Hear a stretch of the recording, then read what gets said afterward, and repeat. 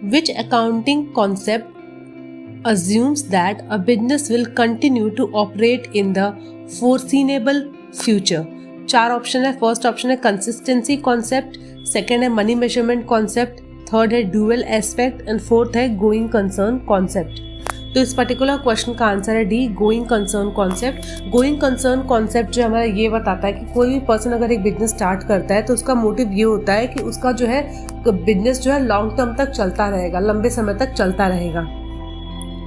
तो वो हमारा जो भी कॉन्सेप्ट है वो ये बताता है कि हमारा जो है बिजनेस है वो फ्यूचर तक जो है आगे तक चलता रहेगा. जो हमारा फर्स्ट कंसिस्टेंसी कॉन्सेप्ट है ये बताता है कि आप जो भी मेथड आप यूज़ करते हो, चाहे डेप्रिसिएशन मेथड है या कोई भी चीज़ आप कैलकुलेट करने के लिए यूज़ करते हो, तो आपको over the period of time आपको सेम मेथड ही यूज़ करना है. अनलेस अनटिल कि कोई और मेजर चेंजेस हैं या कोई चीज़ें इंप्रूवमेंट हुई हैं तब आप चेंज कर सकते हो. बट एवरी ईयर आप जो मेथड फॉलो कर रहे हो आपको कंसिस्टेंटली वो सेम चीज़ आपको फॉलो करनी है.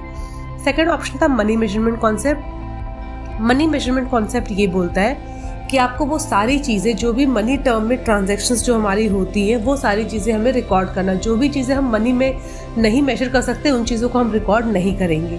जैसे कि आपके एम्प्लॉयज़ की लॉयल्टी हो गई, उनका फेथफुलनेस हो गई, इन सब चीज़ों को हम मनी में कंपेयर नहीं कर सकते हैं. तो वो चीज़ें हम बेसिकली ट्रांजैक्शंस में नहीं इंक्लूड करते हैं.